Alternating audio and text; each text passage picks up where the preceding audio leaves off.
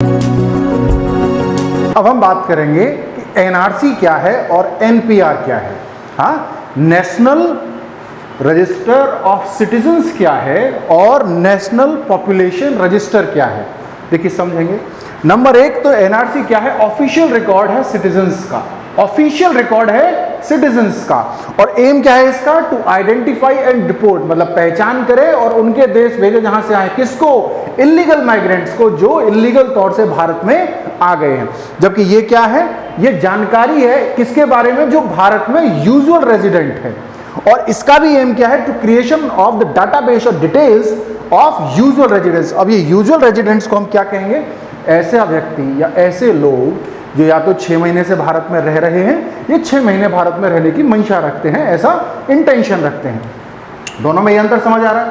अगली बात करेंगे कि ये क्या कहता है, एनआरसी क्या कहता है कि भारत के हर एक नागरिक को इसके अंदर रजिस्ट्रेशन होना है और उसको ये आईडी कार्ड, एक आइडेंटिटी कार्ड भी इशू होना चाहिए।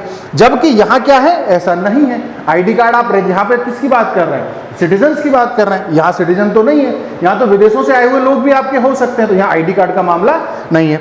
और अगली बात करें कि इसके प्रिपरेशन का जो तरीका है वो कैसे बनाया जाएगा, तो इसके लिए बात करता है सिटीजनशिप रूल्स ऑफ 2003, जो एक्चुअल में पार्ट है सिटीजनशिप एक्ट 1955 का, 2003 में बनाया गया उसको, उसके हिसाब से इसको बनाया जाएगा। जबकि इसके बनाए जाने की बात सिटीजनशिप एक्ट 1955 ही करता है। अच्छा, इसमें कौन शामिल है, इसमें केवल सभी सिटीजन्स को शामिल किया जाता है, जबकि इसके अंदर सभी रेजिडेंट्स, चाहे वो सिटीजन है या सिटीजन नहीं है। अब देखो यहां से हमें क्या चीज समझ में आ रही है कि अगर कोई व्यक्ति एनपीआर का पार्ट है, डजंट मीन कि वो सिटीजन है। हालांकि एक चीज और समझ में आ रही है कि जब यहां रहता रहेगा तो हमें पता चला ना कि कौन व्यक्ति कितने समय से रह रहा है। तो हम ये भी समझ रहे हैं, पीछे हमने जब बात की थी कि कैसे कोई अर्जन कर सकता है, तो ये एक्चुअल में फर्स्ट स्टेप है इसकी तरफ। और ये सिटीजनशिप एक्ट 1955 के जो रूल्स में परिवर्तन आया 2003 में, वो बात भी कहती है कि this is first step towards citizenship register. ठीक है। एक और टॉपिक है इसी चीज का, एनआरआई डे या भारतीय अप्रवासी दिवस। हम सुनते हैं, जानते हैं कि हम न्यूज़ में भी पढ़ते हैं कई बार कि कब मनाया गया, कौन इसके जो है चीफ गेस्ट है। तो अब ये समझिए कि कब से मनाया जाना शुरू हुआ, तो ये शुरू हुआ 2003 से।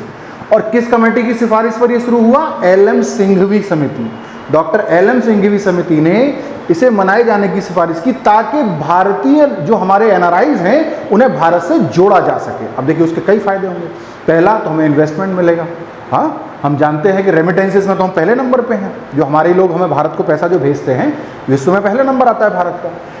एक चीज़ हुई। दूसरी चीज़ हुई ताकि हम टेक्नोलॉजी को भी आप अपने यहाँ बुला सकें। तीसरी बात हुई कि हमारे संबंध उन देशों के साथ और मधुर बनाए जा सके। तो भाई भारतीय लोगों को तो हम जोड़ना चाहेंगे, टूरिज्म भी बढ़ेगा ताकि हमारी इकोनॉमी को भी बूस्ट मिलेगा।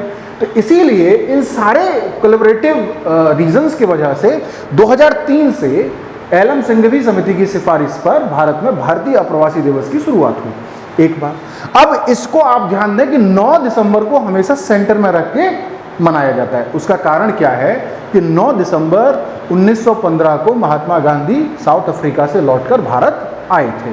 इसीलिए आप जब भी देखेंगे 9 दिसंबर हमेशा इसके केंद्र में रहेगा। मतलब 8 से 10 होगा, कभी 9 से 11 होगा, मतलब 9 दिसंबर हमेशा उसके अंदर इंक्लूड रहेगा।